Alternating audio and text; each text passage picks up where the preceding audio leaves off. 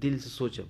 हम बीमार रही तब मरत रही तो जीवन इंसान जाके एके मुट्ठी कॉलर को मीडिया में मत बोले, जाके एके मुट्ठी ले जाके 2 लाख रुपया दे दिले कि ना, कहले करोड़ों रुपया लगी तो आपका भाई खड़ा है, कहीं मीडिया में नहीं डालना है। वो इंसान का हम कैसे, अब ए मुँह से जे सांस ना चलत रहे वो आदमी कैसे निंदा हम कर सकी ना।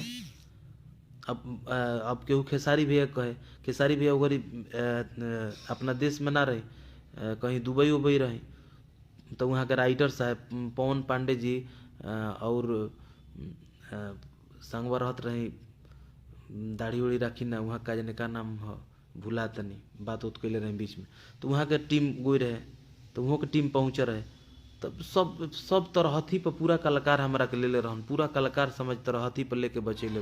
कैसे केहू का शब्द हम बोल दी, चाहे वो बोलला से हमारा काम मिल जाए।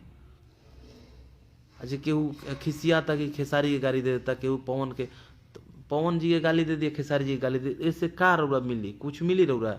वो समय में रौरा अपन विकास वाला काम करी, उम्र रौरा तो नौकरी के तैयारी करी, पढ़ाई करी, गाना बजाना देखत मनोरंजन करे बा देखी, तो ओकरा बाद अपना काम के उ लोग अपन काम करत उन लोग। रौरा पवन भैया गाली देम तो रौरा सरस्वती जी के गाली देतनी। पवन सिंह के हटा दिहल जाओ तो भोजपुरी खड़हर नजर आवे लगी। आज के डेट में, आज के डेट में हम केहू के निंदा नहीं करत कि फलने मतलब कि फलनो भोजपुरी के सब कोई गईले बा, लेकिन पवन जी गावत नहीं तो एक लेवल कहाँ तक ले गुल बा, कितना ऊपर तक गुल बा, कितना हिंदी के लोग पवन सिंह तो एगो अदब खाला। कहे से कि हैया से जब आवाज़ निकलेला न तो वो आवाजवा के कीमत बा, तो वो आदमी आवाजवा के कीमत जाने ले और वेट दिले, तो हमनी के अस्तित्व वहाँ के बढ़ावत, हमनी के लेवल वहाँ के बढ़ावत नहीं।